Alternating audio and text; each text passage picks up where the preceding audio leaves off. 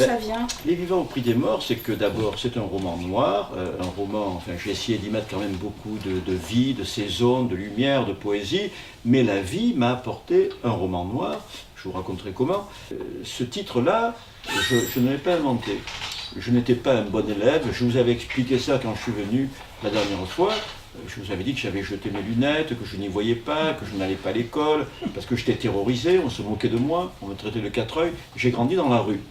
Et la rue, toutes les rues de Marseille convergent vers le Vieux-Port, ce miroir magnifique qui est le cœur de Marseille, et c'est un miroir. Non seulement on peut se mirer dans le Vieux-Port, mais toute la ville se mire dans le Vieux-Port. Il y a ces odeurs de poissons, de peinture fraîche, de chambre, cette odeur d'aventure. Et sur ce Vieux-Port, plutôt que d'entrer à l'école, comme j'étais très angoissé, j'avais peur qu'on se moque de moi, de mes lunettes, j'allais sur le Vieux-Port et je regardais toute la journée les bateaux, les barques qui entrent et qui sortent. Et j'entendais à midi les poissonnières qui criaient « Les vivants au prix des morts ». Elles parlaient du poisson. Et Marseille est une ville qui malheureusement s'enfonce dans le crime, les règlements de compte, la drogue, le chômage. C'est une ville dure. Et c'est une ville hémiplégique, la moitié de la ville continue à vivre à peu près comme ailleurs, mais les quartiers nord, ce qu'on appelle les quartiers nord, qui sont devenus malheureusement célèbres, sont dans une misère telle que 70% des jeunes sont au chômage et sont obligés pour survivre de vendre du shit et de la cocaïne. Et donc, quand on veut être le parrain de la porte C du bâtiment B, on tue le parrain de la porte C du bâtiment B. Alors qu'avant, les parrains s'entretuaient, les corsos marseillais célèbres, depuis Zampa, Guérini, qui s'entretuaient pour être le parrain de Marseille. Maintenant, c'est pour être le parrain d'une porte. Donc, il y a de plus en plus de jeunes qui s'entretuent. Je vous expliquerai comment, pourquoi, de cette évolution du banditisme marseillais. Il y a des places devant, là, venez. Si vous arrivez à pénétrer... Ça dépend si vous avez des belles gambettes. Oui, je pense qu'il y a de jolies gambettes, c'est pour ça. Il faut surtout avoir un bel appareil sensuel pour écrire. Peu importe qu'on soit cultivé ou pas, ce n'est pas les plus cultivés qui font les plus beaux textes, ce sont les plus sensuels. Et donc j'ai caressé ce cahier comme on caresserait un partenaire, hein, une peau très douce, et puis j'ai commencé à écrire sur l'hiver.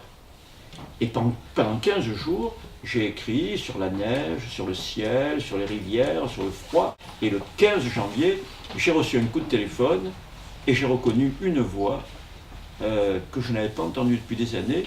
C'était la voix d'un de mes anciens élèves, Obomette, qui avait été pendant 4 ou 5 ans mon élève, détenu, puisque j'anime des ateliers, comme celui qui était là, d'écriture. Et cet homme venait de s'évader pour la 3e fois de prison. Il est venu dans mes ateliers pendant des années, et donc quand il s'est évadé, il a pensé à moi, parce que moi je vais en prison pour les faire écrire, mais je ne les juge pas. Et je l'ai hébergé pendant quelques jours, et mon journal intime, ma chronique des saisons, a basculé dans un roman noir. Voilà, je dis toujours pour résumer que le silence de l'écriture a été percuté par le fracas des balles, et mon roman s'est transformé en quelques heures. Moi, je n'ai jamais programmé ni ma vie, ni mes livres. Chaque fois que je suis tombé très amoureux, que j'ai été percuté par une passion, la veille, bien sûr, je ne le savais pas, c'est le propre de la passion. Hein. Tu bois un café dans un bistrot, et tout d'un coup, tu vois rentrer quelqu'un, et tu sais que ta vie va changer. Ça se passe en quelques... Tu vois, et mes romans arrivent comme ça. Cet homme m'a téléphoné, comme si une femme était rentrée dans ma vie du jour au lendemain, le cœur s'accélère, là j'ai basculé dans le roman noir, et puis d'autres fois j'ai basculé dans la passion, donc j'ai raconté mes passions aussi. Enfin, entre la passion et le roman noir, il n'y a pas beaucoup de différence, hein, parce que quand on y est passé, on sait que la suite, cet homme qui s'est évadé m'a fait moins souffrir que 2-3 femmes qui ont traversé ma vie et qui m'ont pulvérisé. Donc la passion, c'est beau pendant quelques mois, c'est plus beau que tout. C'est une belle question. Jusqu'où on peut aller dans la transgression de la loi? C'est une belle question. Par rapport à une amitié, par rapport... disons que je lui ai dit, je l'ai retrouvé 1 heure après, dans un bistrot, et je lui ai dit, je peux te passer mon appartement 1 semaine, pas plus, parce que j'avais pas envie d'être pris dans un engrenage. Bien sûr que j'ai été très inquiet, mais je n'ai pas pu lui dire, non, débrouille-toi. Je n'ai pas pu le dénoncer, encore moins, bien sûr. Hein, on ne va pas au commissariat dénoncer un mec qu'on a fait écrire pendant 5 ans. Je n'ai même pas réfléchi. Je lui ai donné les clés de mon appartement en me disant, mais je ne savais pas du tout que sa fuite allait être aussi sanglante. Oui, Parce sûr. que moi, j'avais en face de moi un homme que j'ai fait travailler, qui s'était évadé, et ma foi, je lui ai prêté les clés de mon appartement. Donc c'est pour ça que je ne crois pas à la loi. La loi n'est pas la même pour tous. Si vous avez des relations, si vous avez des avocats, si vous avez le langage, si vous savez vous exprimer, vous dissimuler, vous ne serez pas frappé par la loi comme si vous n'avez rien. Donc voilà, la loi, elle est la même pour tous, mais les gens ne sont pas pareils justement face à la loi. C'est la phrase de La Fontaine, selon que vous serez puissant ou misérable, les jugements de cour vous feront blanc ou noir. Je pense, à force de les regarder, qu'il n'y a pas de monstre définitif et que mon rôle, c'est de leur apporter ce que moi je vis, autant de beauté à l'extérieur, les saisons, la beauté des femmes, la beauté de l'être humain quand il est beau. Je leur apporte tout ça. L'odeur de la mer, les voyages, mes souvenirs, on parle de nos mamans. Et je les vois pleurer quand ils écrivent le mot maman. Alors que en prison, on ne pleure pas. Sinon, on est fragilisé.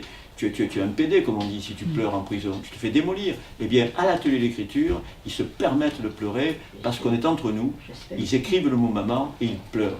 Eh bien, quelqu'un qui pleure en écrivant le mot maman, c'est quelqu'un qui n'est pas un monstre.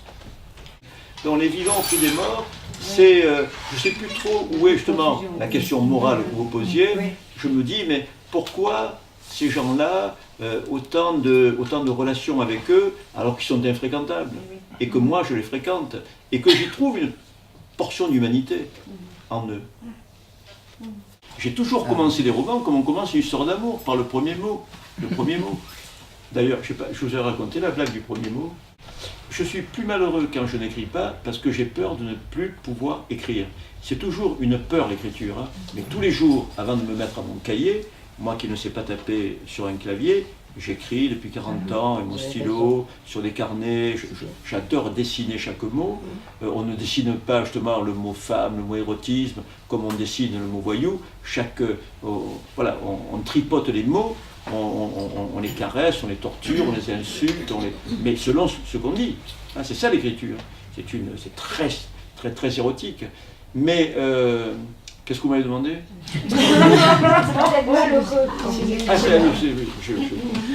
Est-ce que je suis malheureux? Je suis malheureux quand je ne trouve pas les mots. Voilà, en tout cas, merci. Vous êtes nombreux. Même si mon immoralité vous a un peu choqué, on est